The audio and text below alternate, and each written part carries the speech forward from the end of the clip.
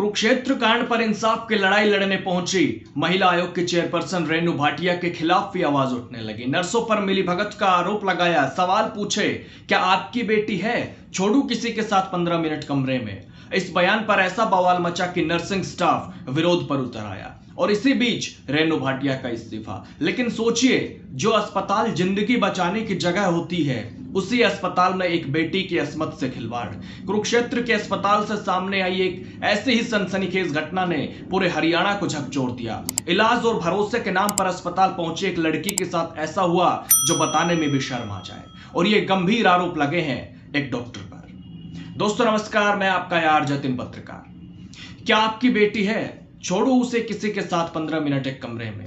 सब नर्सेज की मिलीभगत है। कुरुक्षेत्र कांड पर रेनू भाटिया के इसी बयान के बाद नर्सेज ने विरोध किया और इस बवाल के बीच अब हरियाणा महिला आयोग की चेयरपर्सन रेनू भाटिया ने अपने पद से इस्तीफा दे दिया। उन्होंने सीएम को अपना इस्तीफा भेजा, जिसमें लिखा, निवेदन यह है कि मैंने पिछले लगभग 4.5 साल के कार्यकाल में अपनी निष्ठा और ईमानदारी से अध्यक्ष हरियाणा राज्य महिला आयोग के पद पर कार्य किया है, जिसके लिए मैं पूर्व सीएम मनोहर लाल खट्टर और वर्तमान सीएम श्री नायब सैनी जी का आभार प्रकट करती हूं। मैं आश्वस्त करती हूं कि मैं महिलाओं के अधिकारों और सम्मान की लड़ाई हमेशा लड़ती रहूंगी।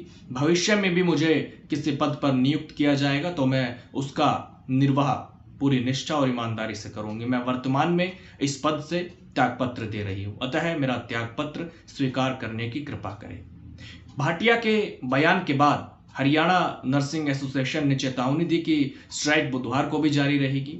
यदि तब भी माफी नहीं मांगी या इस्तीफा नहीं दिया गया तो गुरुवार को भी पूरे दिन की स्ट्राइक होगी। हालांकि इसी बीच रेनू भाटिया ने अपना इस्तीफा दे दिया, लेकिन कुरुक्षेत्र कांड पर उन्होंने क्या कहा था वो एक बार आप सुनिएगा। कुरुक्षेत्र का मामला बहुत शर्मनाक और बहुत ही बुरा है, जितना कहा जाए। इससे ज्यादा हैवानियत, इससे ज्यादा घटिया व्यवहार और कोई नहीं हो सकता जो एक सफेद पोश डॉक्टर ने किया उस बच्ची के साथ।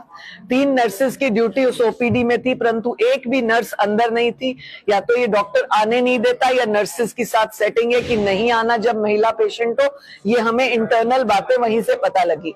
इसके अतिरिक्त उस डॉक्टर ने 4 बार, एक ही घंटे में 4 बार उस लड़की के साथ दुर्व्यवहार किया, असॉल्ट किया उसका। और उस लड़की ने हमें एक एक बात बताई। उससे पूछा घर में कौन कौन है। जब बच्ची ने कहा मेरी माँ नहीं है, तो उसने और इमोशनल उसे वो करने की कोशिश की कि तुम मुझे प्यार करो। ऑल दैट नॉनसेंस बातें जो एक बच्ची के साथ नहीं होनी चाहिए थी, वो उसने की है और उसके खिलाफ सख्त कार्रवाई होगी। आपने जो कार्रवाई की है उसको लेकर हड़ताल पर जो है वो कोई बात नहीं, इसके ऊपर चर्चा करेंगे। हमने जो कार्रवाई की, महिला आयोग ने अपना फर्ज निभाया।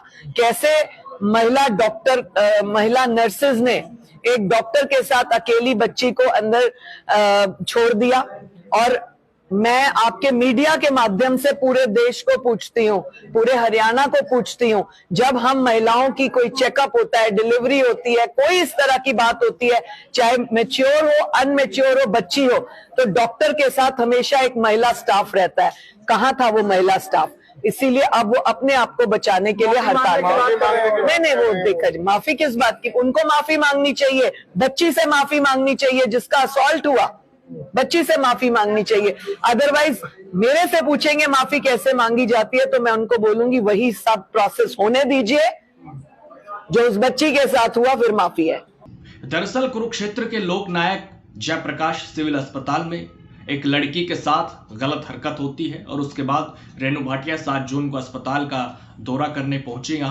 यहाँ उन्होंने principal medical officer doctor Sarah Agarwal समेत ड्यूटी पर तैनात नर्सिंग स्टाफ को जमकर फटकार लगाई। इस दौरान भाटिया ने एक सीनियर नर्सिंग ऑफिसर को कहा कि कैसे छोड़ सकता है आप एक डॉक्टर को एक यंग लड़की के साथ? क्या आपकी बेटी है? छोड़ो उसे किसी के साथ 15 मिनट एक कमरे में। सरकारी नौकरी का मजाक बना दिया आप लोगों ने, मौका दिया आपने उस डॉक्टर को। इसका मतलब आपके मिलीभगत है, सब नर्सेज के मिलीभगत है।